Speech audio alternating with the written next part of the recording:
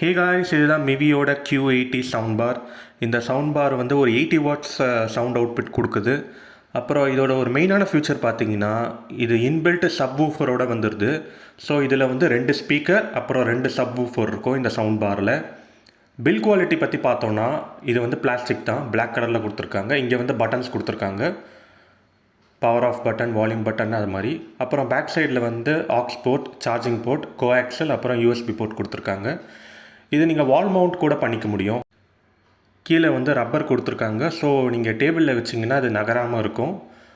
அப்புறம் இதோட sound output பொறுத்த வரைக்கும் ரொம்ப சூப்பராக இருக்குது. மூவிஸ் பார்க்குறதுக்கு, சாங்ஸ் கேட்குறதுக்கு, டிவி பார்க்குறதுக்கு எல்லாம் நல்லா இருக்குது. அப்புறம் ஒரு ஹோம் தேட்டர் அளவுக்கு நல்ல ஒரு சவுண்ட் அவுட்புட் கொடுக்குது.